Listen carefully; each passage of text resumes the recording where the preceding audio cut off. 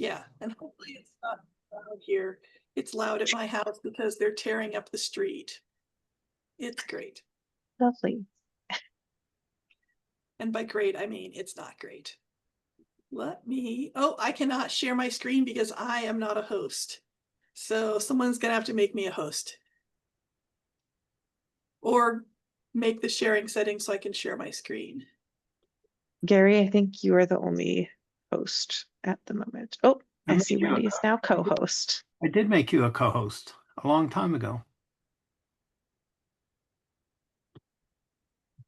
All right, is my screen sharing looking like the right thing? Yep. Okay, Yes. thanks.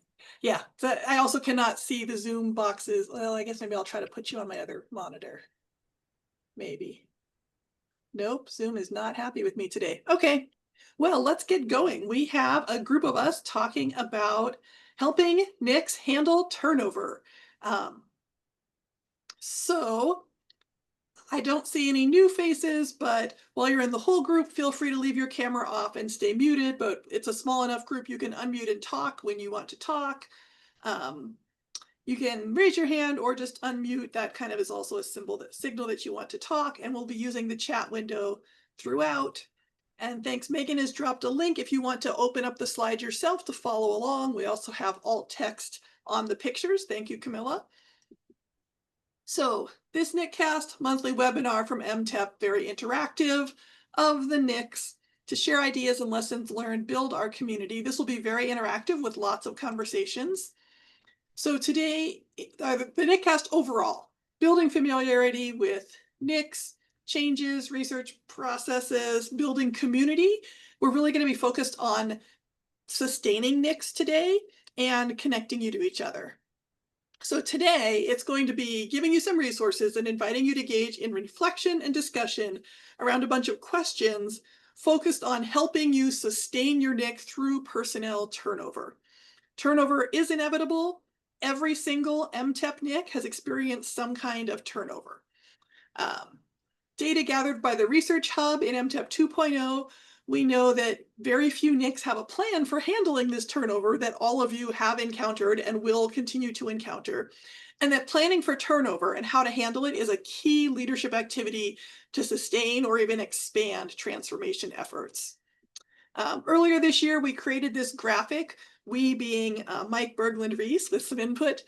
So the kinds of turnover could be people leaving the NIC, people joining the NIC, or a change in role where somebody was a member and then they become a department chair or an associate dean, or a teacher is a member and becomes a principal. So there's a variety of ways somebody could change a role. And we're thinking about kind of three buckets of people. So there are the change leaders who are, leading the NICs. There are change team members, either core or peripheral members. And then there's administrators, which could be department chairs, deans, provosts, principals, math curriculum specialists.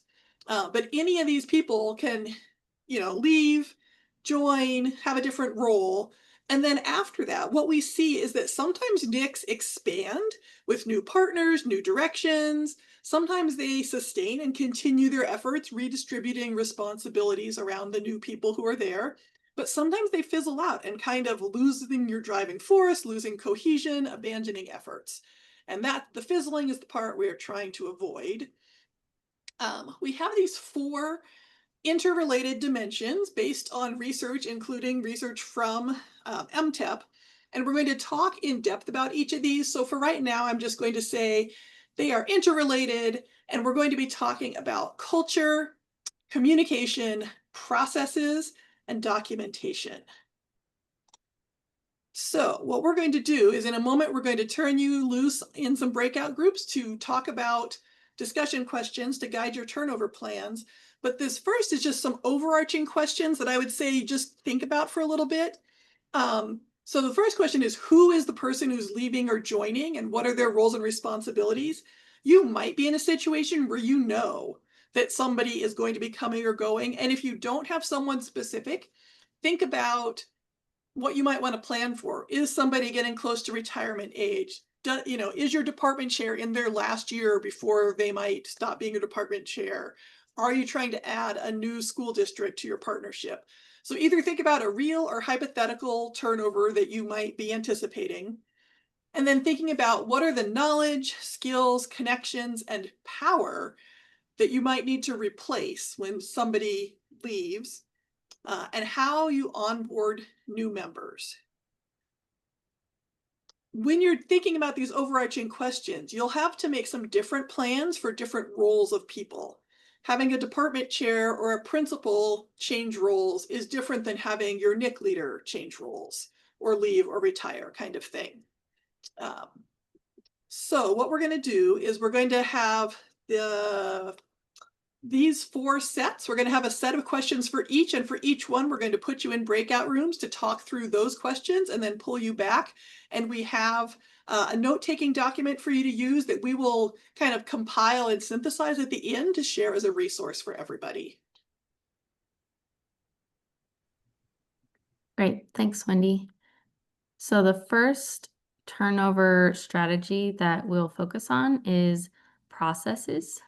So this might involve incorporating ideas effectively and equitably from all of the members. So how can you incorporate ideas from new folks authentically without losing momentum? So this might look like, maybe you have a NIC leader who leaves or retires, and then you have someone new step in. And this person is their own person with their own ideas. They're not just the previous leader reincarnated. And so they might do things a little differently. How do you keep the momentum going while still having these new ideas be documented and keep the efforts going? How can you redistribute responsibilities and roles? So you might have different members or different number of members. You might have a smaller number of members. So how can you redistribute responsibilities among everyone equitably? How do you capture institutional knowledge of departing folks? So where is that information kept? How do you keep this information that's sort of like, someone knows this, but maybe it's not written down or there's not a process for this kind of institutional knowledge that someone has. How do you capture that before they leave? And how are you intentionally creating inclusive processes? So one of the diagram from before talked about, sorry, dog's barking, talked about ways to create agendas or ways to set different norms and protocols, decision-making processes for your team that is inclusive and documenting those processes.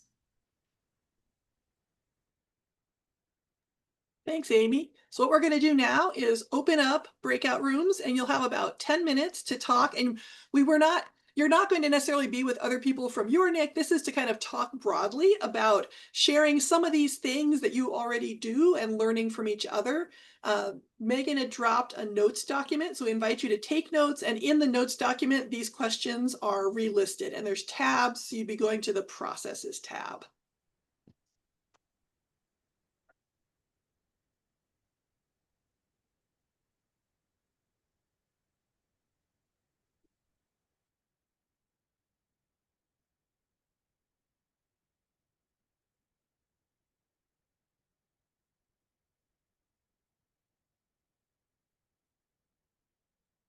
Let's see, Gary, can you also make John a co-host so he can move himself around breakout rooms?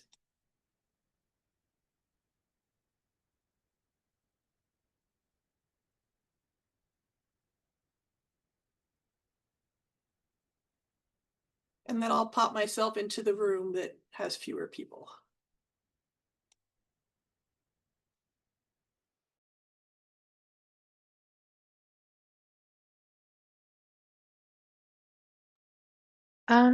Gary, I can't hear you.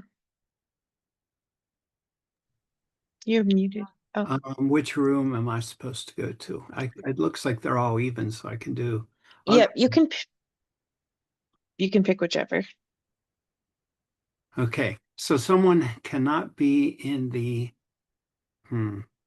trying to make John a co-host. Maybe I can do it here. John Sutton. This is so weird. So I can't change his status. This is so strange.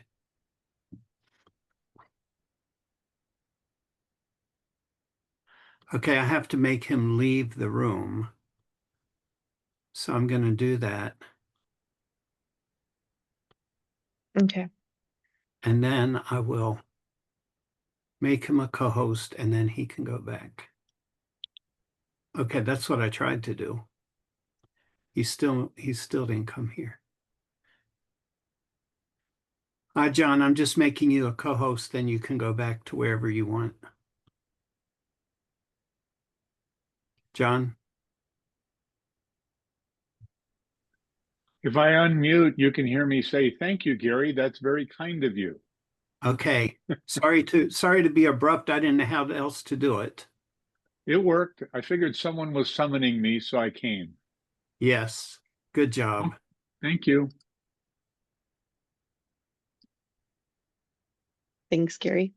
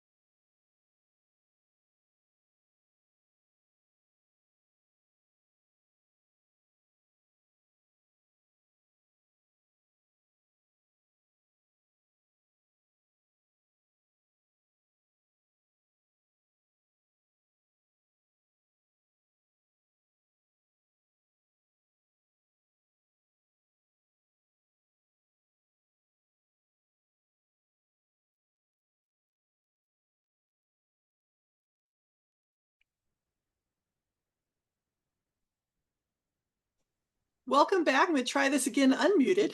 I should have said that after we have several rounds of breakout groups, we'll kind of go through the notes and share out some of the thoughts people have. But for now, we're going to put you back in different groups. And the first group was talking about processes. Now we're going to talk about communication. And I'll pause and let, I think, Dana. Yes, I'm doing communication. So, so this next one is about communication, but more so about being intentional about how we communicate and thinking about the various groups that we need to communicate with. You know, it's really easy to communicate with somebody that's right on your campus with you, but we all have different roles. We all have different understandings. You know, people change, so we need to think about how are we intentionally communicating with all of the various groups of our NICS and administrators. And just as an aside, some of the administrators we interviewed in the Research Hub super well caught up on everything that's going on and very appreciative of that. And then other ones are, you know, kind of like, well, not sure I exactly know. I sort of know about the work. So it's really important that we think through that. And then the second part is how do we communicate our goals, strategies, and impacts both internally and externally? And just for me personally, I think we probably do a good job internally of talking about what we're doing, but it's just in this last year with all the craziness, it's become very evident that we need to think about externally how we're representing ourselves, what we're doing, and how we're celebrating those and communicating those in ways that people understand them. And then finally, how are we communicating? What are those modes of communication? How do we use them? How do we make the most of them? And just having some ideas about how we can do that in an effective sort of way. So I think we're ready to go to our groups and talk about it. Thanks, Dana. So we'll put you in different groups, but use the same document, just switch to a different tab.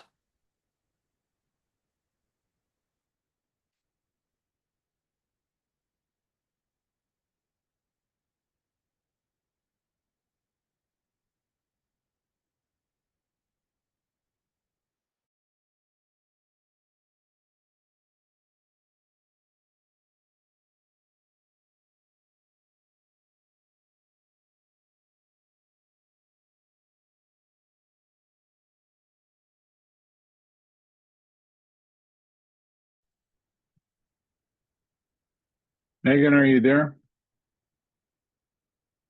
Yes, I am here.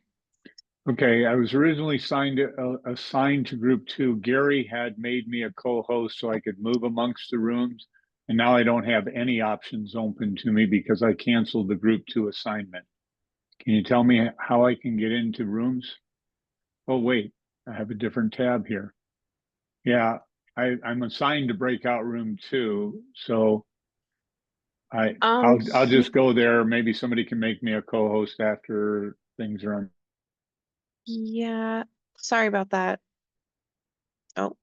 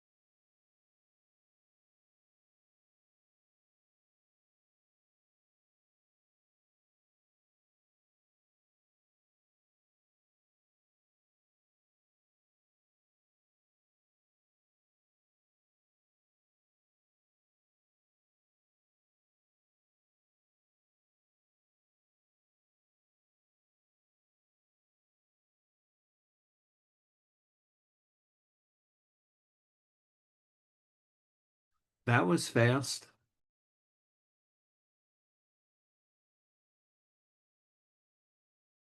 Okay, we popped back and all my windows decided to minimize because they did.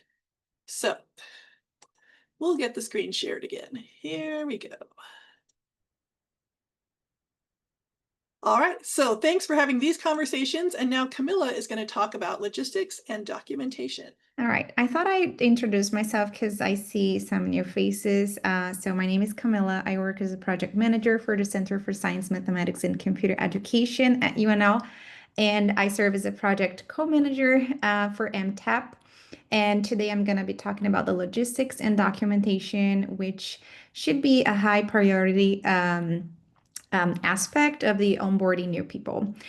So here we have three main questions that we should be asking ourselves.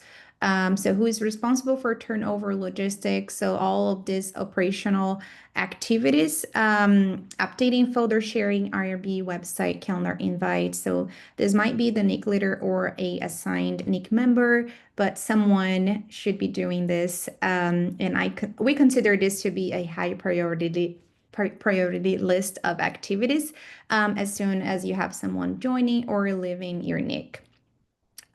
So how are we intentionally documenting our change efforts? We set a PDSA cycle as an example, but that could be a different document. The important thing here is that you are documenting your changing efforts. And the last question that we're going to be considering for the logistics and documentation is the types of documents that you have that help onboarding new people. So here we have, it could be different. So I've heard a lot of different ideas that I found very useful, but I'm just going to, Wendy, can you go one slide after? Yeah. So just one aspect that happened in a different project where we had a document. And so we were onboarding new people and we thought that the document didn't have like a language, easy for new people to understand. So we created a new document where we condensed the ideas and gave them the basics for them to understand the propagation efforts that we were having at the moment. If you go one slide. Yeah, so this is a template of the document that we created and welcomed the leaders to fill in with information of their propagation efforts so the new members could easily find and be engaged or not with this propagation effort. So if you, yeah, well, I just, created like a highlight for the questions. And so another aspect of an important thing to have that we have in our agenda is to have like important links at the top of the document. And so we found that it's very helpful. So new people joining a specific research activity can find the links easily. Yeah. And another thing is having a data directory. So you might be familiar with or not with the first example. And the other one is from a different project where we thought about the data directory being as a spreadsheet so people can easily find where the data is when they're coming in new to the project. Thanks, Camilla. So now we're going to send you back to breakout rooms, and the questions are again in the document, and it's thinking about logistics and documentation.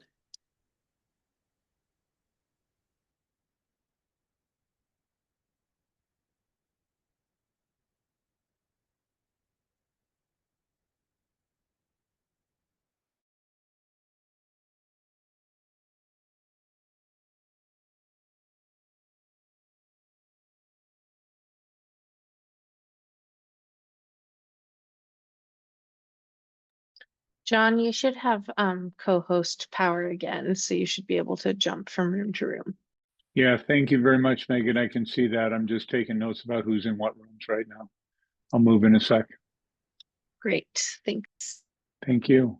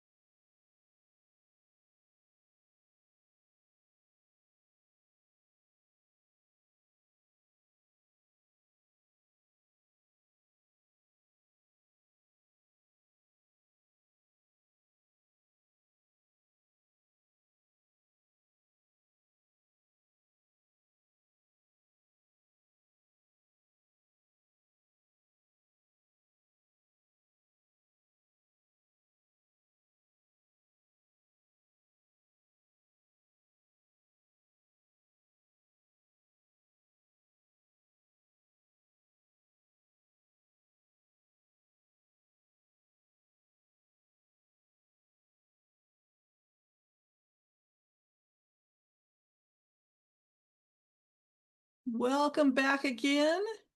Let me get folder sharing again, or not folder. We were just talking about folder sharing, but let's go with screen sharing. So the last thing we're going to talk about is culture, which in some sense is wrapping this all together. Looking at our time, I think we're going to have to give you about 7 minutes for this instead of 10. Megan, if you want to adjust this a little bit. So culture, these are the big questions that you cannot settle in 7 minutes, but can talk about. So, how are you intentionally establishing a positive culture? How are you going to build new trust with new members, especially if you're bringing on a new institution or you have a new person who's not ready to join MTEP because they feel too busy? How do you gain support from the new administrators or new other people? How are we ensuring that we have multiple connections of people across departments or institutions? We talked in some of these groups, like if one person retires, like, will it all fall apart? You don't want that to happen. And how do we set, update, and communicate our group norms, our agreements? If we're doing distributed leadership, everybody has to agree that that's what we're doing, or we just keep waiting for one leader to make decisions, that kind of thing. So this is kind of a more diverse set of questions, but culture is a lot of things. So we'll give you a few minutes and then we'll pull back together to do some kind of closing announcements.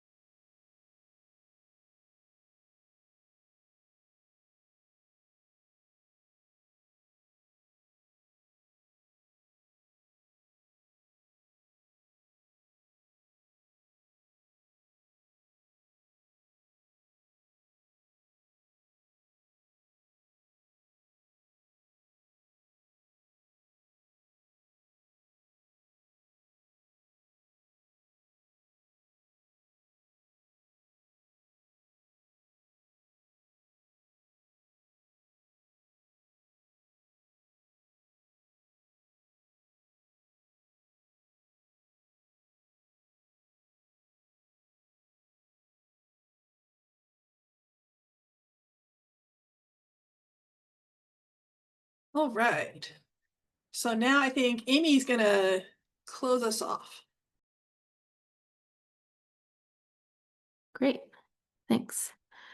So we hope that today was informative and beneficial to you in your MTEP responsibilities and bringing this information back to your NIC. We strongly recommend that you create some kind of turnover plan that attends to these 4 strategies as you think about or plan for turnover that inevitably will occur, as we've seen that it has. You might even develop a PDSA cycle and reflect on this over the next few months and work on each of the pieces. Some of these pieces might have seemed particularly relevant to your team, like, oh yeah, wow, we really haven't thought through the documentation, or we really haven't thought about our onboarding process. That's one thing that we want to focus on. So that would be a great topic for a PDSA cycle. And relatedly, in this upcoming spring, we have a new project, a subset of us, Wendy and Camilla and I, a new project called Sustain Cat, which is all about sustaining transformational change through turnover, so through change agent turnover. So we will be working on toolkits for helping, yeah, CAT is change agent turnover, for helping groups navigate turnover as they engage in transformational change. So you will be hearing from us to help pilot some of those activities and give us feedback on those. A few quick announcements about upcoming events. Reminder about the MTEP and Esteem joint pre-conference at AMTE. So please register for that soon. The link is now in the chat. That's in Portland. Yes, register by October 15th for the, that's for the early AMTE registration deadline. And then there will also be proposals for the pre-conference, the MTEP pre-conference. There we go. We also have our mini grant RFP available.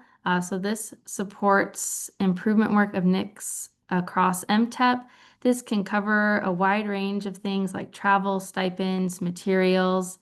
Information about that is in the chat. This might cover the cost for you all to get together as a NIC. If you are spread out across the state, you might want to have an in-person meeting like the North Carolina team is doing. And so this could cover the funds to get together. Send us a proposal. The work should be done by the end of July next year because we want to use these funds, but please send us a proposal and follow the link for more information about that. We have a partnership building session this Friday at noon Central Time. There's more information in the link. This is about bringing together institutions to look at partnerships between MSIs, historically Black college and universities, as well as predominantly white institutions to bring together this partnership so that we can learn from each other and benefit our programs. So more information about that is in the link. We also have our next NIC-Cast scheduled for November. This is partnering with administrators to affect change.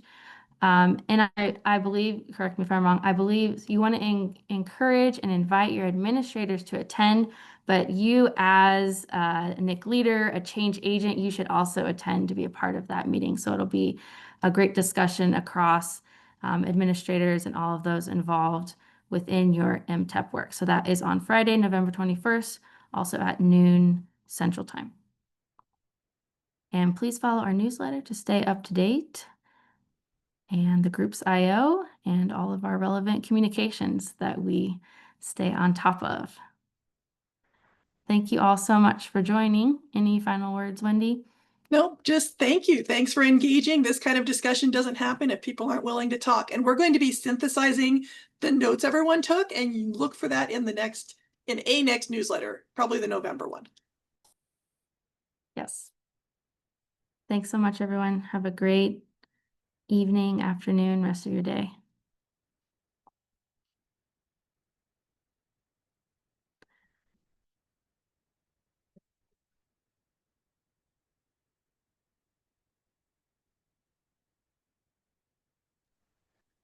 Megan or Camilla, I have a question about the slides.